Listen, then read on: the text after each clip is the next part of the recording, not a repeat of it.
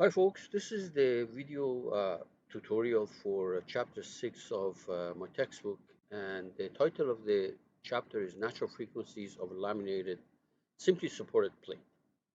So the problem is as described here. We have a plate which is half a meter by quarter of a meter dimensions, and this is carrying a laminated composite. This plate is a laminated composite made of a stacking sequence like this, and uh, this is called a cross ply. This is called a cross ply layup, and because it consists of only zeros and 90s, and the thickness of each lamina or a ply is 1.25 millimeters, so a total thickness of 5 millimeters. Now, the edges of the plate are simply supported, and all that means is that obviously there is no moment acting there, and the vertical displacement is zero. Okay, right. Now, of course, if all I say is that uh, u z is zero, then there is nothing that restrains this thing from moving in the horizontal plane xy, and therefore I will have to add some additional restraints to prevent that rigid body motion. Okay, we'll do that. We'll do that later on. Now, the material that's taken is presented here. Now remember, because we're interested in finding natural frequencies of vibration, we need to specify the density of the composite. Okay, it is this is a graphite. I believe it was a graphite epoxy composite, and I've taken the information from this source. Okay, so let's go ahead and do the problem. I already went into the generative shape design here. You can see that, and I renamed my part to say, or this is actually kind of called assembly video chapter 6 natural frequencies, and I saved it. Okay, so let's go to the horizontal plane, and I will sketch that strip that you saw, rectangle that you saw. So let's do it like this. Okay, and we're going to dimension it. This length along the x is 500 millimeters, which is half a meter, and the width along the y direction is 250 millimeters, like that. And we're going to exit, okay, and we're going to put a surface through this. So you go to Surface tab. There is a boundary here, so you put a surface on this with the boundary given by that sketch. Okay, there we are. Now let me also create a uh, create a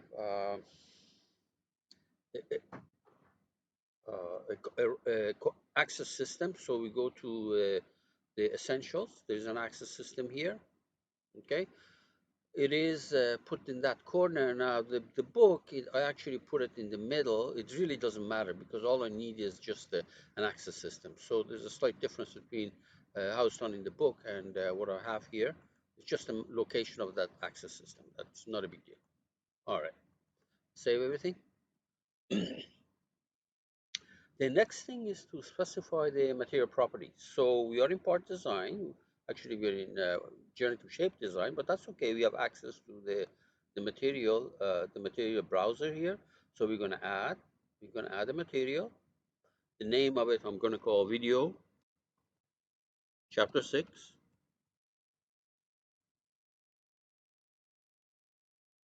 Chapter 6, natural frequencies.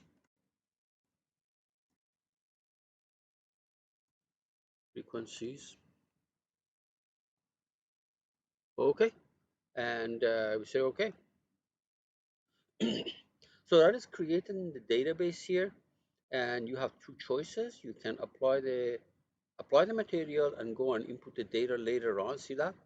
You can apply the material to this part and go and input the material down here, or you can input the material right there and then apply the material. The choice is yours. So let's do it like that. So I'm going to say right click, composite. The only thing that we have to do is that thickness, cute thickness is 1.25. That's it. And the type of material is unidirectional. However, I want to remind you that this changing the material type here has no impact on the finite element calculations, but it will affect your bill of material if you ever have to create one. So we say okay, okay, and then for the simulation, well, structural, abacus multiphysics. First, let's specify the density first. It was 1800, right? So 1800 kilogram per meter cube, 1800. Okay, and then we go to mechanical, elasticity, elastic. So this is specifying moduli in different directions. So we're going to have a lamina, and these numbers, we had it in the table. I think the first one was 148 gigapascal. That is the uh, moduli along the fiber. Transverse is 10.5 gigapascal. Okay, Poisson ratio was 0.3, and these are shear moduli in three planes: 5.61, 5.61, and for the last one, I always use half of it, 2.8. If you have the data, go ahead and use it, but some other data, so this is fine. And we're pretty much done here. We're going to say okay. So now we're going to apply the material to this part. So put the cursor there, right click, apply. You select the part. Don't forget the check mark. Here is a green check mark. Can you see that? And we're done. This could have been in the other order. I could have applied it and then put the material in there, or the other way around. Okay, now I want to have access to this without putting too much effort to go into database and find it. First of all, let me save this. So in order to have access to that is I'm going to go to the robot, and there is this workbench here which is called material database, material definition. And notice that what it does is that it recognizes that there is something in your session, that part that I created with a material on it. So what it does, it brings it up and puts it there. Incidentally, the stuff that I put in here is right there. This is the covering material, which is for cosmetic reason, for textures and things like that. This does not affect the finite element results. Okay. So now we go back to my part right there, and make sure that you have selected the 3D shape. Okay. And you go to the composite property. I just want to caution you that if you had not selected this, it will go into a new part file, and that that doesn't mean it didn't work. It's just that I don't need that new part file. If you go back to this tab and select the part, you see that all the stuff appears down below. Okay. Anyway, as to avoid that, I suggested, any surprises, I suggested that before you go to Composite Design Workbench, select the 3D shape. Okay, and it's right there. You can see that we ended up in the Composite Design Workbench. Okay, this is a simple enough problem.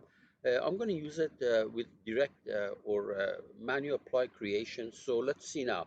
Apply design. The first thing we create our material template. Basically, you click on composite parameter, add the material, go to the library, and this is at my right now. It's on the screen. I can't take it from here. You see that the material cannot be taken from here. However, it can be taken from this tab that I created in the back. There, now it's selected, and you will see that it will populate the information here. This is the 1.25 cube thickness that we added, by the way. As far as the rosette goes, you're going to add a rosette, and that coordinate system right there. nothing fancy, okay? And that's pretty much it. The directions are 0 and 90, so these are already among the default direction. We don't have to do anything here. Okay, so now we're going to do a ply group right there. Select the surface. This is going to be my draping direction. Okay, so basically what that means is that layer or ply 1 is going to be at the bottom of the stack in this direction, and layer 2, ply 3, and ply 4. All right, so that's good. And now we're going to start doing the plies. Ply. Notice that again, nothing happens. That's because it's expecting you to go and select your ply group. Actually, if you look at the bottom of the screen, left corner, it says select the ply group or sequence, etc. So actually the ply group was created right there. It's expecting me to select this. The boundary of it is going to be that simple sketch, and the attribute material, of course, is correct, and the angle is going to be 0, right? Because it was 0, 0, 90, 90, 0, right? Good. The second one, notice that ply 1 is created. You can see that right there. And do another one, ply group. Boundary is that sketch. And for attribute, I use 90. And I can do this thing 2 more times, but there is an easy way of doing the other two, which are basically the mirror image of these. There is this icon here, symmetric ply stacking. You click on it. It says what is the ply group that you want to basically mirror. So it's this one, right? And non-pivot means that when you do it on the other side, do 90 0, just reflect everything. But if you are doing the pivot, means that don't reflect that 90. Remember I created 0 90. If I do non-pivot, it's going to be another 90 0. If I do pivot, it's going to 0 90 that I created and then a 0. Okay, but we want it to be pivoted, right? Non-pivoted, right? Notice that all 6 plies are created right there. All 4 plies, not 6. Okay, now if you want to see it, you go to review and ply exploder, plies group, apply right there, 0, 90, 90, 0. Okay, this is too far apart, so if I make it like that, for cosmetic reason, this is better. Okay. Now I don't need this, I'm just going to cancel it. Okay, so first save everything. Now we're going to go to the mesh generation basically. So you go to structural model creation. It's default, you choose the default radio buttons here. All right. Now notice that these two branches are created, but there are no nodes in it and there are no properties. So if you want to create the mesh, you change this thing to mesh menu, and you want to use the surface quad mesh, select it here. I select that surface and I put 25 millimeter. That means 10 elements in the Y direction and 20 elements in the X direction.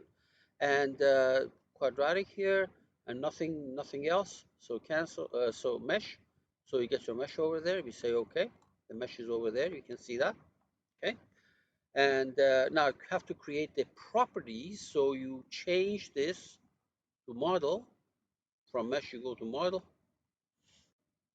And the options that you've got is composite shell section right there. For the support, select the fill, either from the screen or from the tree. And for the type of basically data that we're going to import, you say ply, and it tells you that you have one ply group, just select it. The last thing that you want to do is you want to go to advanced and give it a no offset. And what that means is that that reference plane that surface that you created, this is going to be symmetrically located or positioned about that surface. If you give it offset, you could put it on top of this or below it, or an arbitrary offset. But I'm going to say none, so that place it exactly in between the stacking sequence. All right, very good. So we say okay. See, this was none. I made it to none. Good. These are created. Let's save it. Now we're going to apply the boundary conditions. and loads and restraints. But before you do that, make sure you hide a bunch of things. So for example, hide the sketch. If there was a boundary, hide the boundary, but the sketch is doing the role of playing the role of my boundary.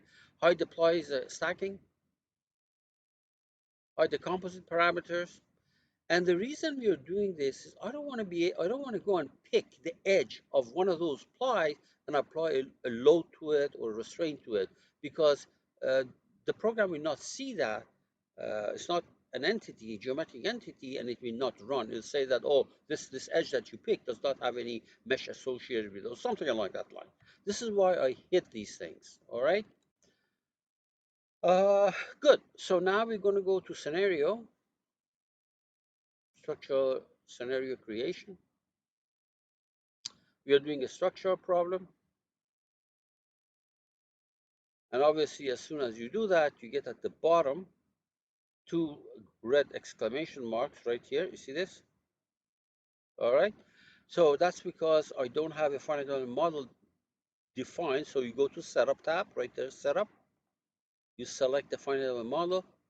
Nothing fancy. There is only a single, basically mesh that is selected here. You select it. Immediately, this becomes green. And now we go to Procedure. And static we have done. Buckling I did for you a chapter already, and this is the frequency step. Frequency. It tells you that it's going to extract 10 frequencies, okay, and there is some things that you can fool around here. For example, extract frequencies in certain range, etc. But that's okay. I'll start from the smallest one, and I'll go to whatever the 10th one is going to be, okay? And this is the method that's going to use. We're not going to fool around with these. We say okay. All right. Now for the restraint, okay, let me hide first of all my mesh. So right click, visualization management, hide the mesh so that I have the edges only. Remember, I already hit the boundary or the sketch, I hit the plies and things like that. So, okay, so we go to the restrain, and these four edges, or say fixed displacement, these four edges, 1, 2, 3, 4, these cannot go in the direction Z. However, notice that this is now free to move as a rigid body in the XY plane, so I'm going to fix that too. So I'm going to now do another fixed restraint. This corner point, I'm not going to let it move in the X and Y. And this corner point, do another fixed displacement. This corner point, to avoid hinging about that, I'm going to prevent it to move from the direction Y. Otherwise, it can just rotate about that hinge. Okay, we say okay. All right, very good. Save everything. Nothing fancy. All I want is the natural frequencies and modes, and you don't have to ask for any additional data. So you go to simulate. My advice is always start here, do all the checks. But this is a simple enough problem, nothing could have gone wrong. So you just wait for this, done. Simulation check.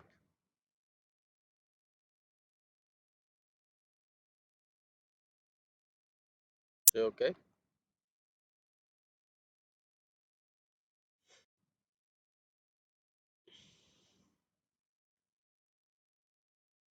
It's running. It's actually doing the checking. This is still not the actual simulation. The actual simulation is pressing this last button, simulate.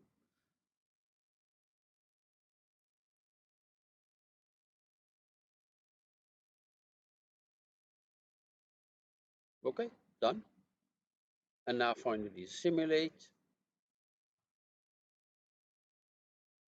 Yeah.